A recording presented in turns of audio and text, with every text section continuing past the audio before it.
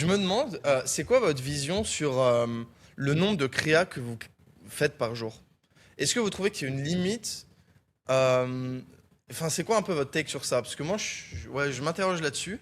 Parce que je suis en mode, plus j'ai de créas, plus j'ai de winners. Enfin, si je fais, vraiment, je vais rentrer dans un exemple, 300 créas par jour, est-ce que c'est pas trop? Moi, je pense que c'est. Enfin, je veux que d'avoir votre avis.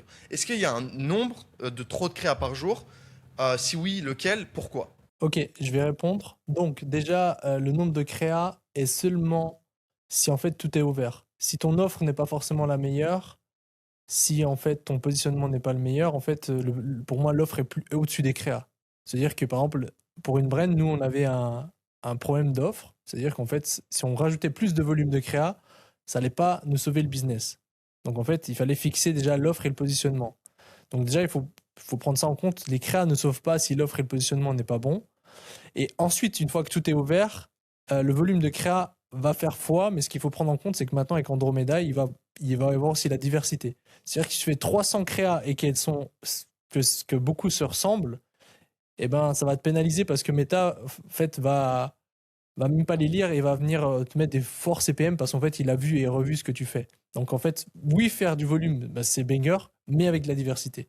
Donc, pour moi, le next game, là, c'est de construire un tool, même si Meta peut le donner avec certains reps, pour avoir ta diversité score et de faire du volume avec de la diversité. Et là, tu win. Et là, pour moi, il n'y a pas de nombre. Manus, il peut pas encore te le donner, ça? Bah, c'est d'un point de vue méta, c'est la diversité d'un point de vue méta. Donc en fait, Ouais. tu peux l'avoir en fait avec des reps. Il y a des account managers méta qui te le donnent. Ils peuvent te donner ton diversité score. Et après, sinon, tu peux le voir avec des métriques. En fait, simplement, bah, tu vois qu'en fait, tu lances une nouvelle créa que tu pensais nouvelle et tu commences directement avec des forts CPM, un fort CPM R, parce qu'en fait, Meta ne va pas le montrer à des nouvelles personnes. Parce qu'en fait, par le passé, tu as fait une ads qui ressemblait et du coup, va le montrer à des personnes similaires ou le même type de personnes. Et du coup, en fait, tu vas pas pouvoir aller chercher de l'incrémentalité. Et ça, c'est aussi quelque chose à aller chercher, c'est de l'incrémentalité. Parce qu'au bout d'un moment, bah, sinon, tu vas rester dans la. Tu vas plus scale. Tu vas saturer le marché, ça va coûter de plus en plus cher, ça va faire monter des CPA.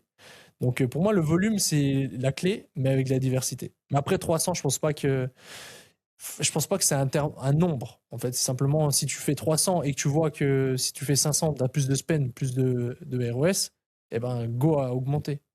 Et c'est pas le Oui, nombre qui va faire. ouais, je suis d'accord, c'est juste pour avoir votre réflexion derrière Ouais, sur comment ouais, c'est ça une bonne marche en question. back-end. Ouais. Je sais pas ce que t'en penses, Nico, si t'es d'accord.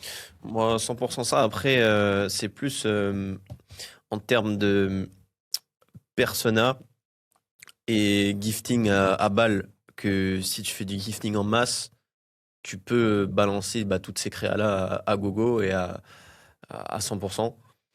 Si tu regardes encore une fois l'exemple confort, lui en fait la majeure partie de son spend c'est méta, mais c'est grâce au gifting en masse. Donc en fait si t'as le gifting à côté que tu peux maintenant automatiser avec l'IA, ben tu vas pouvoir spend de manière profitable en mode insane, surtout si ton produit bah, il est qualitatif. Donc je sais pas là si tu spends à balle sur plusieurs brands comme sur Google à l'époque, enfin comme sur Google tu le fais où tu as plein de shops.